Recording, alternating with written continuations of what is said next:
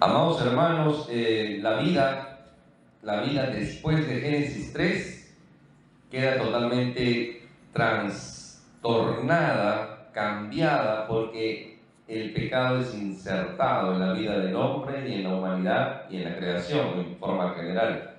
Entonces ya no vuelve a ser el mismo. Y en esta vida, mis amados hermanos, venimos como en el colegio, ¿no? Llevamos matemáticas, comunicaciones, física, llevamos diferentes asignaturas, diferentes cursos, y en esta vida pareciera igual, ¿no? Tenemos alegrías, tristeza, tenemos salud, tenemos enfermedad, tenemos dolor, tenemos sufrimiento, y hay asignaturas que pues aparece como matemática 1, matemática 2, matemática 3, ¿no? Igualmente el sufrimiento, mis amados hermanos, a veces sufrimiento 1, sufrimiento 2, sufrimiento 3, y a veces nosotros nos preguntamos, ¿no? Como lo hicieron los hombres en la antigüedad, y está plasmado acá en la Escritura, la palabra de nuestro Dios, Habacuc, ¿no? Señor, ¿por qué permites esto? ¿Por qué no ves el sufrimiento? ¿Por qué permites que el impío prospere y que el justo sea socavado de la maldad? Y hay esas emociones, mis amados hermanos, que yo quiero compartir con ustedes. Vamos al Salmo 25. Al Salmo 25, vamos a buscar en nuestros Biblias el Salmo 25. Es un salmo que lo escribe David, el joven cantor. En el Salmo 25, mis amados hermanos, en los salmos se ven expresadas muchas emociones. Siempre que tú leas salmos, aparte de ser un himnario para el pueblo de Dios, es como un derramamiento de emociones, ¿no? El salmista expresa mucha emoción. Y en el Salmo 25 lo vamos a leer a partir del versículo 16, y sintamos esa fuerza, esa energía que expresa esta emoción. Dice el salmista: mírame y ten misericordia de mí, porque estoy solo y afligido. Las angustias de mi corazón se han aumentado. Sácame de mis congojas. Mira mi aflicción y mi trabajo, y perdona todos mis pecados. Mira mis enemigos, cómo se han multiplicado, y con odio violento me aborrecen. Guarda mi alma y líbrame, no sea yo avergonzado, porque en ti confié. Integridad y rectitud me guarden, porque en ti he esperado. Redime, oh Dios, a Israel de todas sus angustias. Acá termina este Salmo 25, y realmente ¿cuántas veces nosotros nos hemos sentido así, mis amados hermanos? O nos sentimos así. Y esto a veces no le encontramos el sentido en el mundo. Pero nosotros acá, mis hermanos, sí, porque nuestro Dios nos permite conocer su carácter. Y muchas veces el sufrimiento, las aflicciones, son para darle la validez a nuestra fe. Para darle validez a nuestra fe. Nosotros como creyentes, nuestra fe se ve probada en la aflicción, en la prueba. Y depende mucho de nosotros perseverar en esa fe. El inconverso no, porque el inconverso pone a Dios en el banquillo de los acusados y los sentencia. Es la culpa de Dios, ¿por qué Dios lo permite? ¿Por qué Dios me ha hecho esto? ¿Por qué me ha hecho lo otro? ¿Por qué a mí? Entonces, no así en un creyente, porque el creyente persevera en su fe. También lo hace estas asignaturas de la vida que nos toca, y que el Señor muchas veces lo permite, como en la vida de Job. Tendríamos mucho que leer y hablar sobre él. También lo hace para mostrarnos lo vacío que es depender del mundo, para alejarnos de la dependencia del mundo y poner nuestra confianza en Él. Hay muchos pasajes bíblicos, mis amados hermanos, de eso. Es como cuando el Señor le les dio el maná en el desierto, esa provisión de maná, y dependían de Él, porque ellos pensaban, y si mañana no cae el maná, ¿qué comemos? Vamos a morir de hambre. No estamos hablando que eran 20 o 50, eran muchos, miles. Se habla aproximadamente de 6 millones de gente, mis amados hermanos. Entonces, es mucha gente. Imagínense que esa gente no come un día. El Señor lo hace para mostrar también su compasión. Su compasión. El Señor conoce nuestra aflicción. El Señor conoce nuestras necesidades. El Señor conoce nuestro dolor, nuestra enfermedad, nuestro sufrimiento, nuestro padecer. Él lo conoce. Pero Él sabe que va a obrar. Es como cuando alimentó a la multitud y vio que estaban ahí, lo habían seguido, estaban lejos de casa, estaban a días de su casa muchos, y entonces tenían hambre, tenían que comer. Y ahora, ¿cómo alimentamos a esta gente? Decían los discípulos, hay que mandarlos a su casa. Y el Señor dijo, bueno, ¿qué tenemos, no? 2 panes, 2 peces. Y dijo, ¿cómo no? No tenemos 200 denarios, no nos va a alcanzar ni para la mitad, ¿no? El Señor sabía, dice la Escritura en Juan 6:6, si mal no recuerdo, que Él sabía lo que iba a hacer. Entonces el Señor alimentó a la multitud, ya sabemos ese milagro. Entonces es importante, mis amados hermanos, entender eso. A veces hace para mostrar dónde está nuestro amor también. También a veces el padecer, la aflicción es para mostrar dónde está nuestro amor, dónde está nuestra fidelidad también. Como cuando probó a Abraham. Cuando probó a Abraham, le dijo, dame a tu hijo. Y era, realmente nosotros tendríamos que, nos tomaría toda la mañana analizar las reacciones que pudo haber tenido Abraham, ¿no? ¿Cómo Dios tú me vas a pedir que haga un sacrificio? ¿Cómo tú Dios vas a ser como los paganos que hacen sacrificios humanos? ¿Cómo tú Dios me dices que me vas a dar al hijo de la promesa, del cual tú vas a hacer una descendencia como las estrellas y la arena del mar, y van a venir reyes de él? Lo voy a matar. Y ahora pensando como padre, ¿no? Pensando como padre, ¿sacrificaríamos realmente a nuestro hijo? Cuando el Señor le hace este pedido, Isaac no era un muchachito, no era un niño, ni siquiera era un joven de 12, 15, 18 años, era un muchachón de 20 años, 25 años aproximadamente. Entonces ya tenía un vínculo con Abraham y Isaac. Pero miren cómo Abraham, en esa fe, él confía en Dios. Él iba a sacrificar a su hijo confiando de que Dios iba a volver con él. Hermano, usted se está inventando. ¿De dónde saca esas cosas? Puede estar pensando alguien, ¿no? Está en la Escritura, mi amado hermano. Cuando Isaac le dice, Padre, tenemos el fuego, tenemos la leña, ¿y dónde está el cordero? ¿Y dónde está lo que vamos a sacrificar, no? Entonces a Abraham no le dice, tú eres el no, aquí vamos a sacrificar, no le dice. Le dice, Dios proveerá. Dios se proveerá. Jehová Jireh, Él proveerá. Él proveerá. De ahí viene el Jehová Jireh. Y le dice, iremos a la montaña y volveremos, le dice. Ahí te lo dejo como tarea, mi amado hermano, para que en casa lo leas.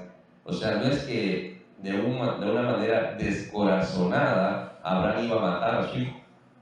¿Lo iba a sacrificar en obediencia? Sí. Pero confiaba de que Dios lo iba a restaurar. ¿Cómo? No se sabe. Y ahí es donde entra la fe, mi amado hermano.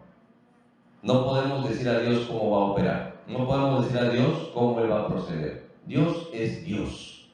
Y lo vemos al Señor Jesucristo en sus sanidades. Alguna vez le dice, ve, levántate, toma tu camilla. Otro le dice, sé sano. Otro le pasa la mano. A otro le toca el ojo. Otro hace barro, le unta los ojos, escupe, hace barrito, le echa los ojos. O sea, tiene múltiples maneras de obrar. Él es Dios. Y nosotros Oímos, obedecemos y confiamos sobre todo, mis amados hermanos. También permite la aflicción en nuestras vidas para fortalecernos y entender que Dios muestra su compasión.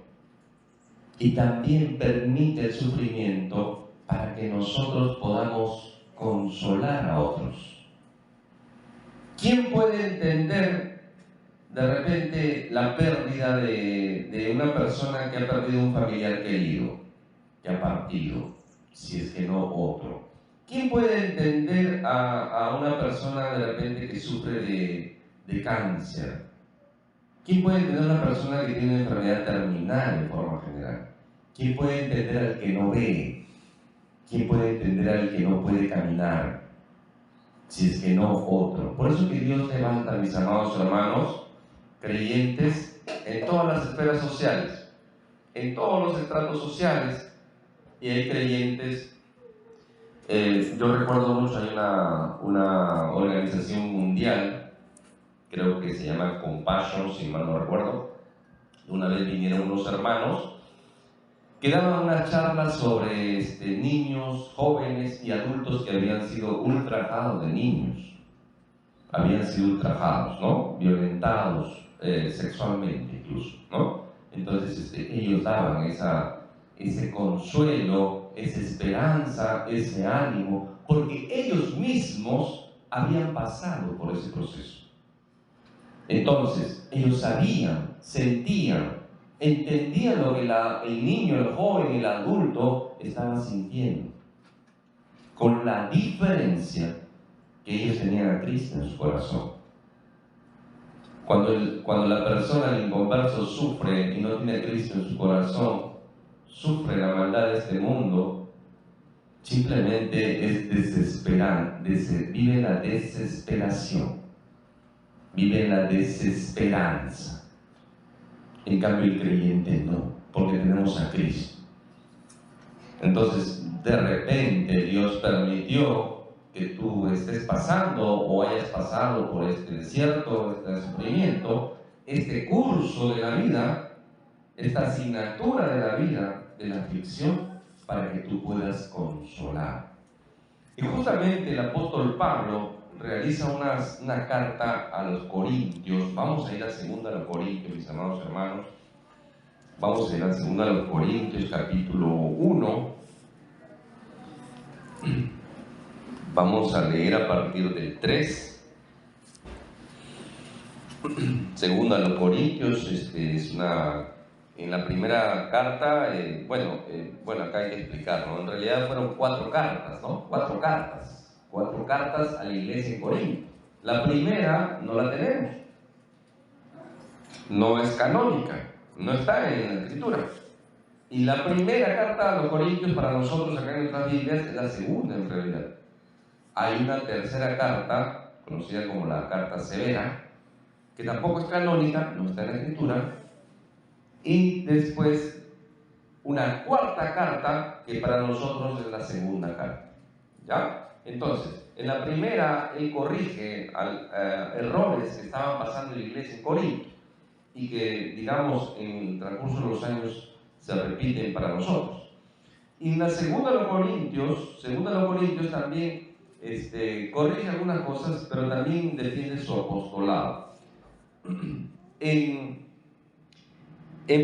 Segunda de los Corintios, capítulo 1, a partir del versículo 3 dice: bendito sea el Dios y Padre de nuestro Señor Jesucristo, Padre de misericordia y Dios de toda consolación. Mira qué bonito, mi amado hermano, cuando el Señor nos da esa iluminación y inspira nuestro entendimiento, nuestras mentes, y podemos captar cuando leemos, ¿sí? Ahora, mira qué bonito, ahora sí va tomando más claridad, ¿no? Padre de misericordia y Dios de toda consolación. Eso dice la Escritura. Bendito sea el Dios, comienza, ¿no? Bendito sea el Dios. ¿Puedo bendecir a Dios? Sí. Cuando el hombre, acá explicamos algo para ir entendiendo también, ¿no? Cuando el hombre bendice a Dios, bendito sea Dios, es una loa, es una alabanza, ¿ya? Es una alabanza. Es una alabanza a Dios. Cuando el hombre dice bendito sea Dios, es una alabanza a Dios. Es una doxología, una gloria a Dios, ¿sí? Es una alabanza a Dios. Cuando Dios bendice al hombre, es una gracia. Es una gracia activa, ¿ya? Para entender un poquito, por eso que Pablo, ¿cómo dice? Pablo está diciendo, Dios ya es bendito. Dios ya es bendito, ¿no? Ya es santo. No, bendito en el sentido de alabar a Dios, ¿sí?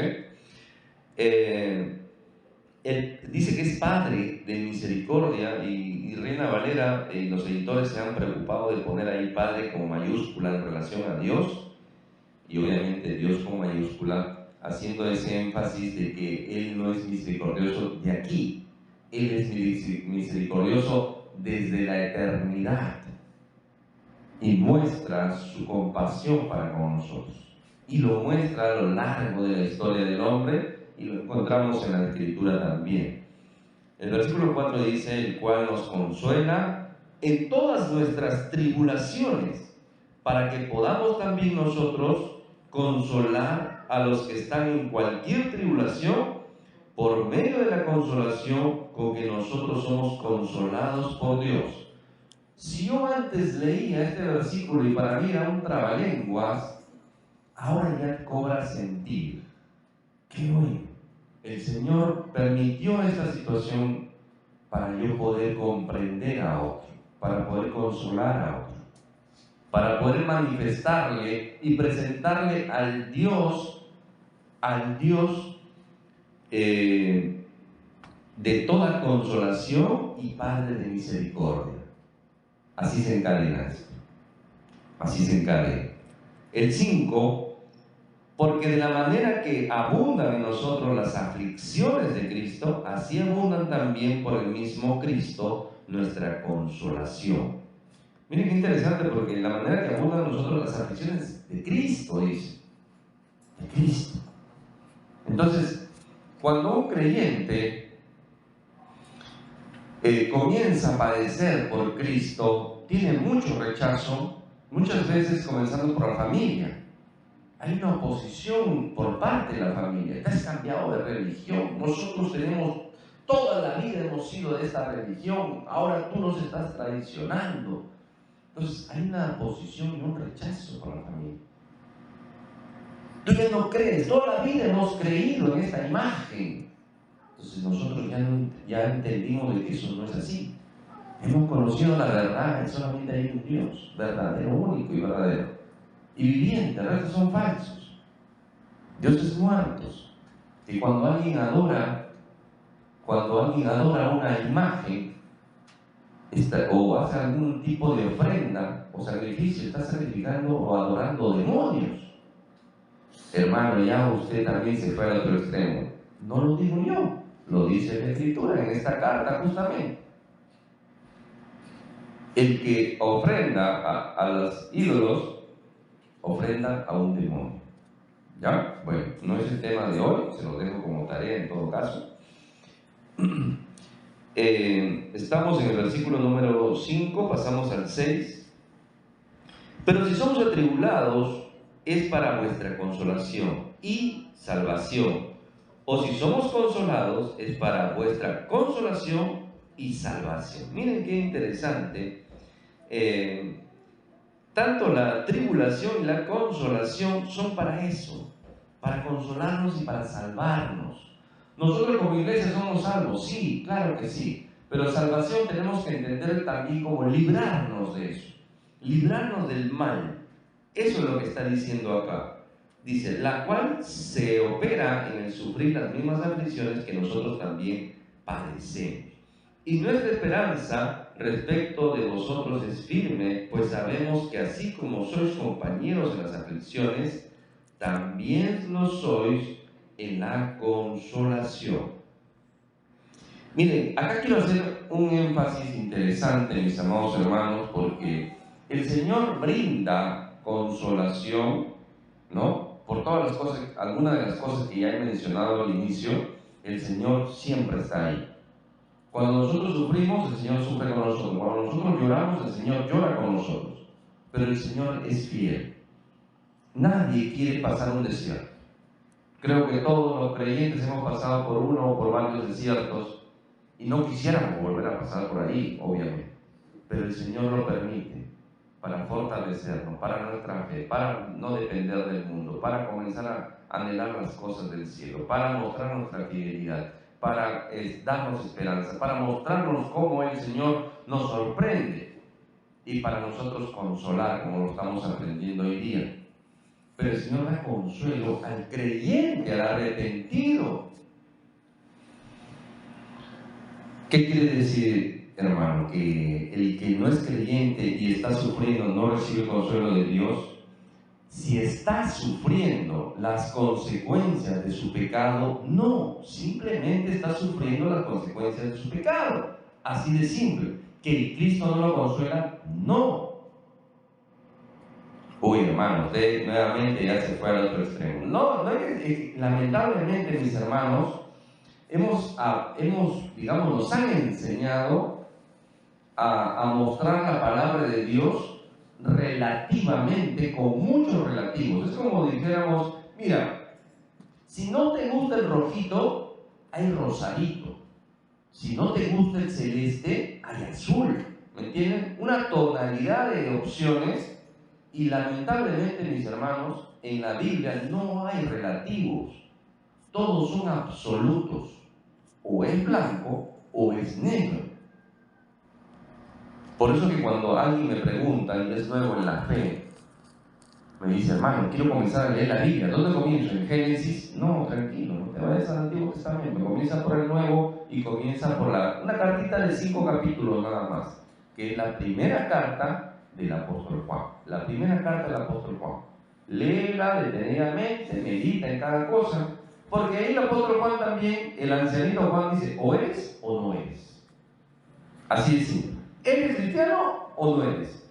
¿Eres nacido de nuevo o no eres? Así de simple. O blanco o negro. No hay más opciones, mis amados hermanos. Sí, pero me he quedado pensando que usted dice que a los que no están en Cristo no los consuela. A ver, vamos a dejarle una marquita en 2 Corintios para volver. Vamos a primera carta de Pedro, al final casi de nuestras Biblias. Primera carta de Pedro, está antes de las cartitas de Juan. Primera de Pedro 4, a ver si mal no recuerdo. Sí, 4. Primera carta de Pedro, capítulo 4. Solamente para hacer énfasis en eso y no nos quedemos con la duda y no se vayan a contar de tarea a casa. ¿Ya? A partir del versículo 14, a ver, yo lo leo, ustedes me siguen en sus Biblias. Si sois vituperados por el nombre de Cristo, sois bienaventurados, porque el glorioso Espíritu de Dios reposa sobre vosotros. Ciertamente de parte de ellos, Él es blasfemado, pero por vosotros es glorificado. Así que ninguno de vosotros, ¿qué dice? Padezca como homicida, o ladrón, o malhechor, o por entrometerse en lo ajeno. Ahí está. Ahí está. O sea, el que padece por su falta de, temor a Dios, ahí está padeciendo. Solamente hay consuelo para el que se arrepiente. Y acá viene la parte evangelística de esta predicación. Si tú no te has arrepentido, si tú estás sufriendo a consecuencia de, acá hace una pequeña lista extrema del apóstol Pedro, y dice, estás padeciendo. Pero estás padeciendo porque eres malvado, eres malhechor, has hecho lo malo. Entonces estás padeciendo. Dice, ninguno padezca por esto. ¿Por qué debemos padecer? Por Cristo. Y él retoma en el 16, dice, vuelve a retomar el apóstol Pedro, dice, pero si alguno padece como cristiano, no se avergüence, sino glorifique a Dios por ello. ¿De acuerdo? y continúa porque es tiempo de que el juicio comience por la casa de Dios, y si primero comienza por nosotros, ¿cuál será el fin de aquellos que no obedecen el Evangelio de Dios? Sentencia, mis amados hermanos. Si el Señor a nosotros nos disciplina, nos hace pasar por las diversas asignaturas del padecimiento, de la aflicción y el dolor, ¿cuánto más al que no obedece el Evangelio? Por eso les digo, esta es la parte evangelística de la predicación. Si alguien no conoce a Cristo, lamentablemente, diríamos nosotros en el mundo, está abandonado a su suerte. Solamente si se arrepiente y viene a Cristo arrepentido, puede alcanzar salvación, puede alcanzar consolación. Y si la misericordia de Dios lo quiere, puede alcanzar sanidad física, porque sanidad espiritual la va a tener. Va a ser regenerado, va a ser una nueva criatura. Y las cosas viejas van a pasar y cosas nuevas van a venir, también lo dice 2 Corintios 5:17, si mal no recuerdo. ¿Sí? Entonces, ¿estamos entendiendo, mis amados hermanos? Muy bien. Entonces, volvemos a 2 Corintios 8, dice, porque hermanos, no queremos que ignoréis acerca de nuestra tribulación que nos sobrevino en Asia, pues fuimos abrumados sobremanera, más allá de nuestras fuerzas, y de tal modo que aún perdimos la esperanza de conservar la vida. El apóstol Pablo dijo, ya hasta acá llegamos. ¿Cuántas veces nosotros decimos, ¿no? Señor, yo creo que ya me quieres llevar, ¿no? Señor, yo creo que ya cumplí mi tiempo acá. A veces nosotros pensamos, pero el Señor es el que tiene la última palabra. El Señor nos levanta y nos pone nuevamente en la obra. Nos pone en la obra. Nos pone nuevamente en la batalla. Ahí, al pie del cañón. Es como cuando el profeta Elías, ¿no?, tuvo esa gran victoria, ¿no?, de los holocaustos, mataron a los 400 sacerdotes de Baal, el Señor respondió con fuego, consumió el holocausto que él había preparado. Dios es el Dios verdadero, Jehová es el Dios verdadero. Y él después se deprimió y fue a una cueva, ¿no? Lo querían matar, lo estaban buscando para matar. El Señor le dice, ¿qué haces ahí? Anda para allá. Lo mandó a caminar, después lo alimentó, vinieron los cuervos, ¿sí?, lo alimentaron con carne. Dijo, ya, tranquilo, no eres el único. Hay 7.000 como tú, así que de nuevo, vaya, profeta, a trabajar. Estoy parafraseando, obviamente, ¿no? Pero así es el Señor. ¿Cuántas veces yo he estado fuera de combate, mis amados hermanos? El enemigo me sacó fuera de combate. Digo, Señor, hasta acá llegó mi servicio a ti. Y miren, acá me tiene el Señor. Acá me tiene el Señor en la batalla, y que me siga usando para su gloria, y a cada uno de ustedes con los dones que le ha dado. Cada uno, si hemos nacido de nuevo, el Señor nos ha dado al menos un don. Al menos uno. De repente tienes más, pero al menos uno tienes. El Espíritu Santo te ha dado un don. No lo entierres, úsalo para la gloria de Dios. Entonces, mis amados hermanos, acá hay muchas cosas más que comentar en este pasaje bíblico, pero yo creo que el Señor hasta acá nos ha hablado, y ya entendimos a veces el por qué tenemos que pasar estas asignaturas de las aflicciones, el dolor. Pero tranquilo, dice el Señor, en el mundo tendréis aflicciones, pero yo he vencido el mundo, dice nuestro Señor, nuestro amigo. Él dice, yo he vencido, tranquilo, y voy a estar contigo hasta el fin de los días, hasta el fin del mundo, voy a estar con ustedes. El apóstol Pablo, ¿no?, después de haber sido lo que ha sido el apóstol Pablo, no vamos a hablar mal hoy día del apóstol Pablo, ya, él pasa al bando del Señor, y el Señor lo usa tremendamente. En Gálatas 6, a ver, vamos a buscarlo, a ver, el que lo encuentra me dice, ya, en Gálatas 6, dice, en mi cuerpo llevo las marcas de Cristo. A ver, ¿dónde está eso? Con eso vamos a terminar hoy día, mis amados hermanos. A ver, que me encuentre el versículo me dice, ¿ah? En mi cuerpo llevo la marca de Cristo. A ver, vamos a buscar. El 17, a ver. El 17. 6:17, mis amados hermanos. 6:17. El apóstol Pablo dice lo siguiente, Gálatas 6:17. De aquí en adelante nadie me cause molestias, porque yo en mi cuerpo, porque yo traigo en mi cuerpo las marcas del Señor Jesús.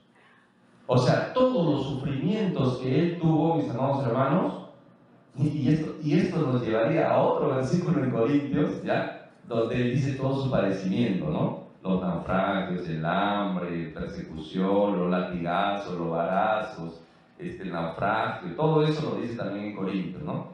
Imaginémonos, mis amados hermanos, si nosotros pudiéramos ver al apóstol Pablo y su cuerpo de repente, él tenía huesos magullados, cicatrices, ¿no?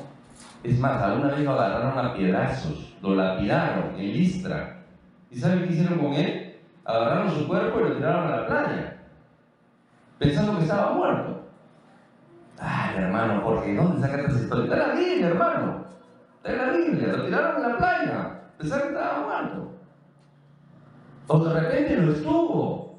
No sabemos, ya es especulación, ¿no? De repente estuvo muerto. Pero el Señor lo levantó, vaya, ¿no? ¿Y él qué hizo? Se metió nuevamente en la ciudad. Uno que hace, ¿no? Me han tirado piedra y ya no vuelvo nunca más, me voy a otro lado, ¿no? Él se volvió a meter a la ciudad, en Listra, eso está en el libro de Hechos, si mal no recuerdo. Entonces, mis amados hermanos, vamos a padecer, muchas veces por nuestra familia, muchas veces por la sociedad, muchas veces por los religiosos, muchas veces por las autoridades civiles. Y gloria sea a Dios por eso. A veces padecemos de enfermedades en nuestro cuerpo, pero el Señor tiene propósito para todo. Vamos orando, mis amados hermanos.